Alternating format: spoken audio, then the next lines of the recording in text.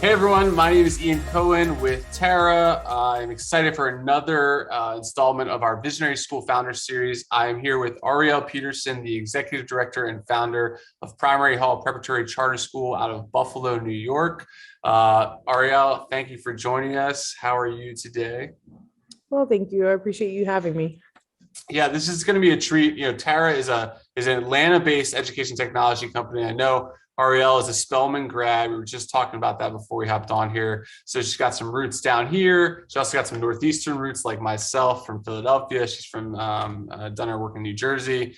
So yeah, we're very excited to talk about Primary Hall Prep. And for those who want to learn more about the model itself, we're going to dive a little bit into that. We're also going to focus on her background and the founding process, but she does have a blog post coming out as well where you can find more details, and of course the website and how to enroll, how to be a teacher there. Definitely a model I'm excited to chat about. Before we get into that, Arielle, I'd love for you to just tell us about yourself. You don't have to give us, the full documentary version, but about yourself and what in your story led to your vision for Primary Hall. Sure. So I'm from New Jersey, Jersey native. Very proud of it. I started my career in East Orange as a preschool teacher and then transitioned to Newark Public Schools. From there, moved up the ladder, had wonderful mentorship. And as I was poised to go into school leadership, I chose to pursue my dream of founding. I thought it would happen much later in my career, but the opportunity presented itself. And so I moved to Buffalo, where I have family, to found Primary Hall Preparatory Charter School. Gotcha. And we've been blessed, and here we are. Yeah. So what made you want to move to Buffalo? So I have family actually in Buffalo. We're from a small place called Olean, New York. Not too far away. And so my family split up. And so with family in Buffalo, you want education to be high quality for the folks that not only look like you, but are related to you. So that was the draw. So when did you first start? Because I feel like, as a former educator myself, I think every educator goes through a period where they're like, you know what? If only I could just do my own thing and start my own thing, because we all have ideas about how to make this model better, right? When was that moment for you, and what was the moment like where you really decided, you know what, I'm actually going to do this. I'm actually going to start a school. So it's an odd story, but essentially I wanted to do this since I was a kid. I always wanted to open a school. It had other names. Primary Hall is fairly recent. But as I progressed in my career, I had wonderful mentors who had done the work before me. And so that's where it was. The pieces of our school that are really like me, I think were inspired by experiences I had as a child and also as an educator. So let's talk about a couple of those pieces. And I'd love for you to highlight the ones you think are most significant from your story. I know that from your blog and from the website talks about how there's always two teachers in the classroom. I saw there's a lot about character development as well. It seems to be a really big piece of what y'all are doing, which I think it's funny. A lot of people talk about the obvious things we need in schools, but very few people are actually doing them. And so it's really refreshing to see someone actually doing character development intentionally, as opposed to like a throwaway or like, oh yeah, we'll do SEL too, right? We'll just have the teachers do that in their spare time. So I'd love for you to tell me about those or other aspects of the school model that you think are really essential to the mission. Absolutely. So co-teaching is essential because we want just quality people standing in front of our students, as every school does. But we all know that teachers experience fatigue and also a lot of isolation. And so if you have two practitioners, you have two professionals in a classroom at a time, you can ensure that students really do receive small group instruction. There are multiple people who have touch points with students speaking to the SEL. But it's also about how are we going to ensure that every student receives that fine-tuned, individualized supports to really ensure that they reach their own personal or academic success. And one way we can achieve that is by ensuring that we have two teachers per classroom. Yeah, no, I mean, it makes perfect sense. I'm going to get to a question about whether that's challenging to staff that model. But I did notice in your background that you also have some background in special education. Do you think that, one of the things we're working on a lot for special educators right now, because we all know that they do twice as much work as pretty much anybody else on the administrative side, typically. So was some of what you're doing with this co-teaching model inspired by seeing the value of individualized planning for kids or from that special education experience? In part, yes. So like we want to ensure that students, regardless of ability, really do have that attention to detail, like it's designed for them. And I've had the experience of having amazing co-teachers, and I was a co-teacher at one point. And so it's definitely true. You see that live and breathe here at Primary Hall. Yeah. I think that a lot of times schools get a bad rap because they are not doing enough to ensure that they have inclusive education. And so one way that we want to combat that and ensure that we are a welcoming place for students is having a co-teaching model. And 75% of our classes are actually co-taught by a special education teacher. So that might be like a little sprinkle of me in there. Oh yeah, I bet. I mean, I half of my classes when I was a teacher were co-taught, and it's also just, people really have to, I think we too often sort of distance ourselves from the humanity of it all, right? Like teachers are real people, like everybody else going to work every day. And to your point, it's great being with kids all day, but they're not adults. And like anybody in a work environment, you like to be around peers too. And so having that other person there, even just to like witness the things that go on, experience the fun moments, the jokes, all that kind of stuff. I think it's it really just enriches the whole experience. With that in mind, we obviously know that right now is a very challenging time for teachers, and the whole profession is, in sort of crisis, as people call it. But as you and I know, a lot of the challenging conditions were there long before the pandemic. And so I would love to know, given your model, how are you all doing teacher support and development? And do you find it tough to keep 2 teachers in every classroom from a staffing perspective? Or what's been your approach to teacher support and that aspect of the model? Sure. So we start each year, and remember we're in founding still, with a teacher summit, and it's a month-long professional development opportunity for teachers. And then they also have professional development throughout the year. So especially our special education teachers, they are very into having new learning experiences. And I think you can see it play out in our classrooms. We have not had issues with staffing and retention this year. We've been incredibly honored and blessed to have folks that believe in the mission and the vision and really show up for our students and each other every single day. So we're in the process of hiring for next school year, and we're just looking for the right fit folks to fit in with our current team. Yeah, definitely. Do you think the fact that so many of them have co-teachers helps make the job a little bit easier and avoid a lot of the burnout issues, maybe? I'm not, you know what? That's a good question to ask them. I've heard we have some teaching pairs that they're going to teach with each other again next year because of how wonderful their experience has been. So I don't want to speak for them, but from my perspective, everyone seems to be well adjusted, and they're already talking about plans for next year and how to make things better. So so far, so good. Very cool. Yeah, and making teaching a collaborative effort is always something that I think we pay a lot of lip service to, but very few people find ways to do it in practice.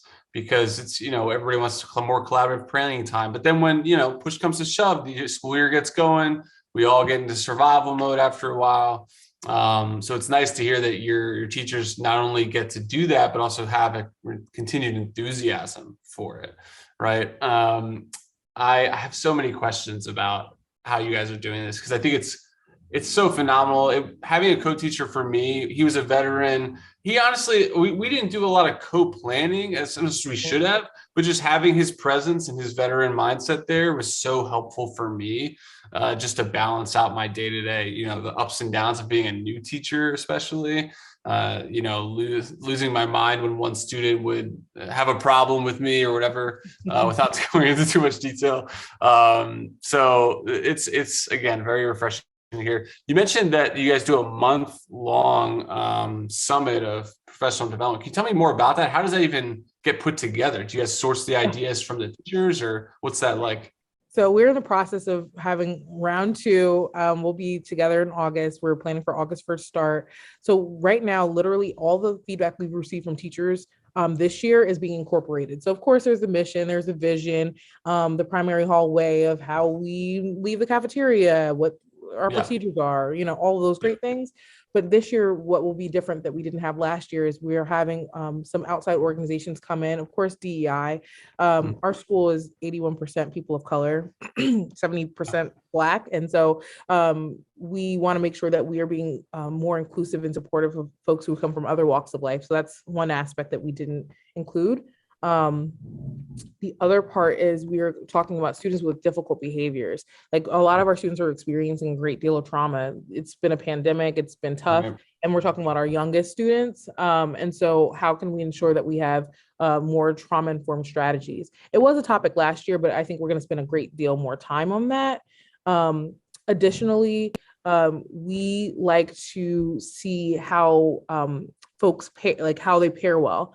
And I like to call it a roll of the dice because it really is. You have to see folks' personalities and their skill sets and of course their licensure and see how they best fit.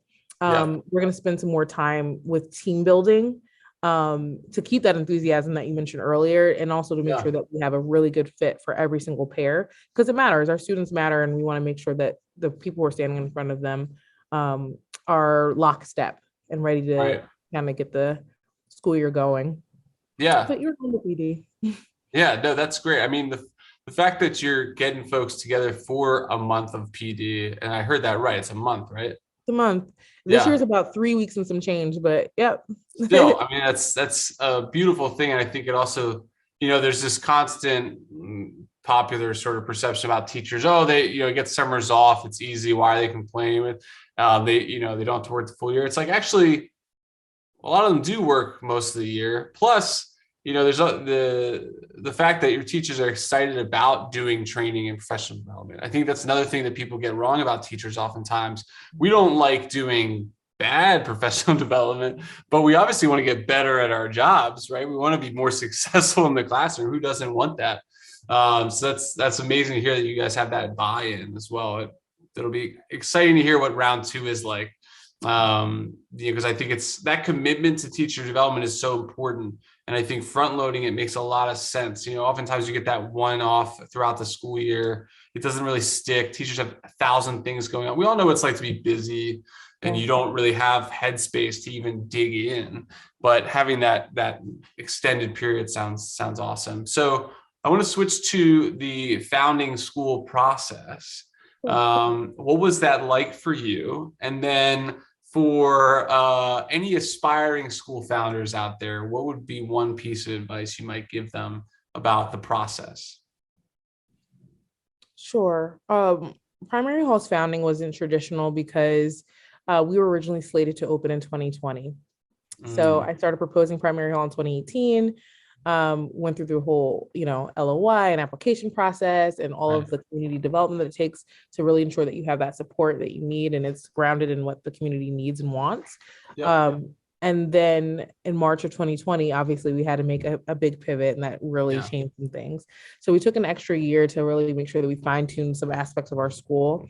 And so I will say, looking back, of all the lessons that I've learned, for people who are aspiring to found a school, you are driven by, well, I'll say how I am. I'm driven by a conviction to ensure that everybody has a quality education. I feel very deeply about it. I feel strongly about it. I think about it day and night. And so people who sit in that founder seat really do have to ensure that they're not just listening to themselves, but they listen to the people who would attend their school and people who would work at their school. What does the community need? What are students telling you they need? What are families lacking that they could get more support in? And how can you ensure that your community is better? Because my goal for Primary Hall is to be a sustainable organization and a place where people, it's synonymous with quality education. And so whether I'm at the helm or not, or whoever comes into the leadership after me has a good foundation for our kids. And that's it. Yeah, no, I love that. It hits on something that actually hasn't even come up in this series yet. This idea of thinking beyond yourself, especially in sort of a succession manner too. Something that when I worked with entrepreneurs, we talked about a lot too. Like once you have a vision for a school, but once you actually start it, whether it's just even just the talking to folks, putting the ideas out there, it's no longer just you, right? It's its own thing. And that's the goal. You're trying to build an institution for the community. And so the fact that you're already thinking beyond yourself which I think is a struggle sometimes founders have, is relinquishing, it can be day-to-day management stuff, relinquishing control, giving autonomy, but then big picture, it's like, what do we stand for? What's this place going to stand for that is going to last beyond its founder, right? And it's powerful that so early on you're thinking about that. And I think it's great advice for folks, because you can fall in love with your vision, but visions meet reality, and then you get whatever becomes of that, right? And that's if you're willing to accept that, you'll have a lot of success, and if you're not, you're going to struggle. And I think that's a huge piece of it. So thinking about the future of education, and there is going to be one. As much as people like to rag on education, we're building the future today, but we do want to get some ideas about where the future of education should be or could be in your mind. So we ask every founder, looking out 10 years from now, so 2032, and literally every time I ask that question, I look at my date, like I need to know the year again. 2032, 10 years out from now, what do you hope is true about K-12 education, broadly speaking? In the next 10 years, I hope that education is more inclusive of all students. And that any student, regardless of age, background, et cetera, that they can go to a school that is a quality school, that thinks of them as a student, whatever their needs are, and affirms them for who they are as a person. And that's something that I want our school to embody, and I hope that education as a whole embodies, because things come in and out of trends. Teaching styles come in and out of trends. The teachers may or may not look different, but children universally are the same. And now we've gotten to a point where we need to ensure that all children have that quality education. Yeah, that affirmation aspect is something that I don't think we talk enough about, especially because our system is built in a way that it's very, I want to say judgmental, but I can't think of a better word. You get graded.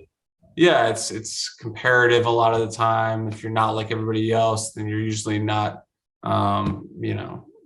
it's harder to have success. But I think, especially in today's world, the idea that every student, every child needs to be affirmed in who they are, what they're learning, where they're at. I think that's learn to read. No, learn. So sure, to be clear, learn to do all the things that we need them to do, so they're functioning members of our society, and they're like well set up for a life of purpose and opportunity and wealth or whatever it is they're chasing. But in addition to that, like, a school should be a refuge in addition to a place of education. Yeah, I think that's extremely well said, and I'm not even going to try to restate it because I think you did it perfectly. Well, I've had a lot of fun with this conversation. We've kept it quick, but your answers have a ton of depth to them. I'm excited to share this with our network. I thank you for your time. Again, this is Arielle Peterson, the founder and executive director of Primary Hall Preparatory Charter School up in Buffalo, New York. Doing a lot of great things, and we hope people will check them out. So I have a blog post coming out that talks more about their model and what makes it unique. But this has been another session of our Visionary School Founder Series. I'm Cohen, founder of TARA, and thank you all for watching. Thanks, Arielle. Thank you.